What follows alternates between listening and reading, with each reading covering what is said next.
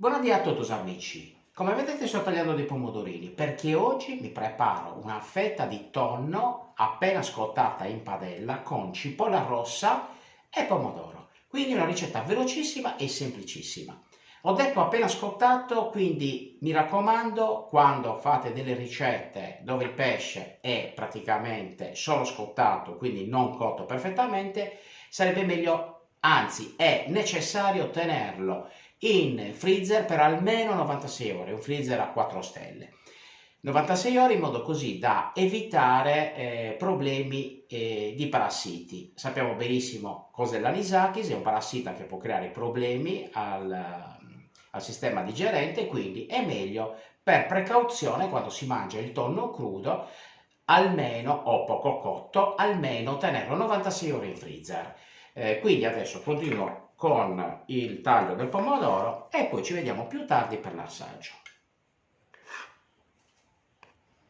Ecco, mi preparo i pomodorini tagliati a metà, sto usando un ciliegino semplice e poi la cipolla rossa, quella allungata, e la taglio a fette, vedete, non fette eccessivamente sottili perché mi piace sentirla, poi si deve appassire, quindi deve avere un po' di tenuta.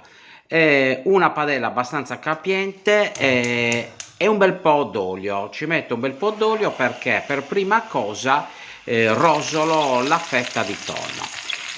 Quindi in olio bollente sale, pepe e do una prima scottata sia da una parte che dall'altra. Ecco, passato qualche secondo, come comincia a sbiancare la parte di sotto, la giro. Ovviamente la fetta deve essere abbastanza spessa per poter far bene questo lavoro. Ecco qua.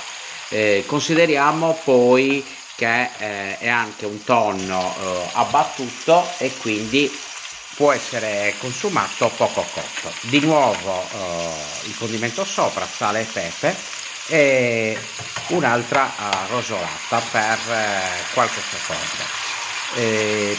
Per abbattimento si intende in casa lasciare la fetta del tonno almeno 96 ore in freezer, in modo così da evitare eventuali pericoli del famoso parassita anisakis. Questa è per sicurezza, è sempre meglio da fare questo procedimento. Adesso il vino bianco un po' ha sgrassato e aggiungo la cipolla che rosolerò appunto in questo fondo. Tolgo la fetta di tonno che oramai è rosolata a dovere da una parte e dall'altra e la lascio riposare nel piatto. Intanto faccio appassire le cipolle, ancora un po' di sale per condirle e il vino bianco per fumare e sgrassare ancora la padella. Ecco qua.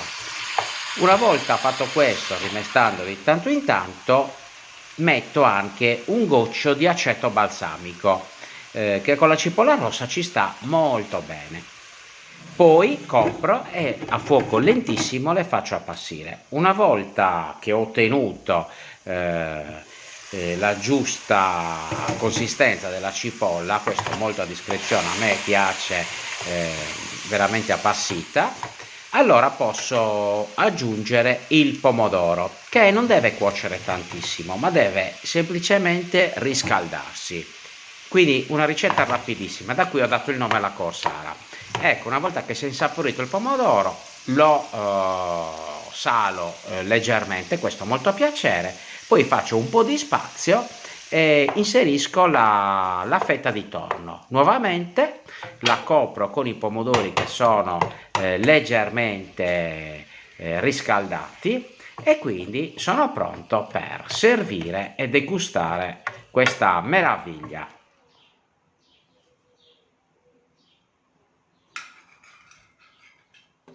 Ecco qua il piatto finito.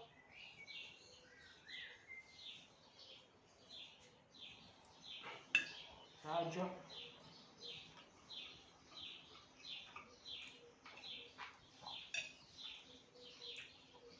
Uno spettacolo.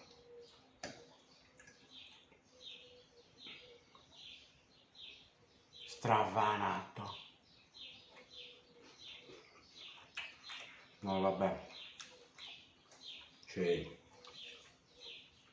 La cosa buona.